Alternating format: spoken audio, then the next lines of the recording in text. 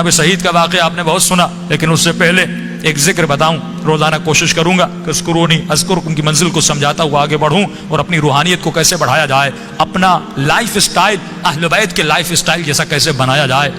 یہی ذکر کتنا فائدہ دیتا ہے. ایک شخص کہتا ہے میرا باپ بڑا گنہگار تھا، میں نے غسل و کفن دے کے اسے دفن کیا، رات کو خواب میں اپنے باپ کو دیکھا، تعجب تب ہوا جب میں نے اپنے باپ کو جنت میں دیکھا.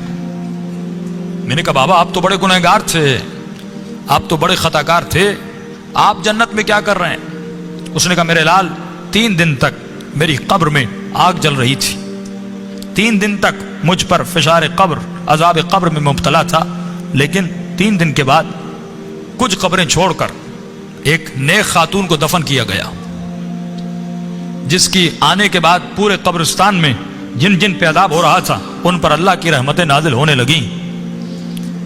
فرمایا نور برس رہا تھا. کہ بابا یہ کیسا نور تھا؟ کہ جیسے اس کو دفن کیا پہلی رات بھی، دوسری رات بھی، تیسری رات بھی اس کی قبر میں حسین ابن علی آتے تھے. فرمایا جب اس خاتون نے میرے عذاب کو دیکھا، فرمایا اس کے دل میں رحم پیدا ہوا، اور جب امام حسین اس کی قبر میں آئے تو اس نے کہا مولا مجھ پر تو رحمتیں ہیں، لیکن یہ بھی آپ کا چاہنے والا ہے، اس کی قبر میں عذاب ہو رہا ہے، میں چاہتی ہوں میری خاطر آپ اس کی شفاعت کر دیں. کہ اس وقت امام نے دعا کے لیے ہاتھوں کو بلند کیا، میرا عذاب ختم ہوا. کہ بابا وہ خاتون کون سی تھی؟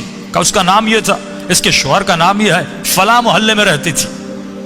یہ نیند سے اٹھا، اس محلے میں گیا، اس شخص کا نام پوچھا کہ فلاں خاتون آپ کی زوجہ تھی؟ کہاں؟ کہ اس کا کون سا ایسا عمل تھا؟ کیا وہ بہت زیادہ نمازی تھی؟ کہ نہیں، صرف واجبات پہ عمل کرتی تھی. کہ بہت زیادہ قرآن پڑھتی تھی؟ کہ نہیں، مختصر قرآن پڑھتی تھی. کہ کوئی ان کا خاص بہت زیادہ ذکر تھا؟ کہ نہیں، ایک عام سی زندگی گزارتی تھی لیکن اخلاق کی اچھی تھی.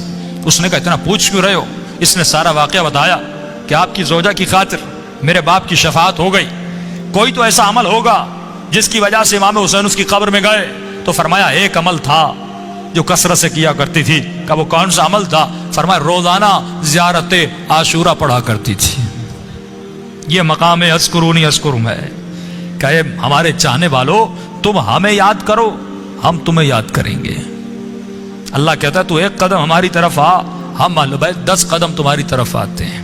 یہ قدم کردار کے اٹھانے ہیں، یہ قدم رفتار کے اٹھانے ہیں. یہ وہ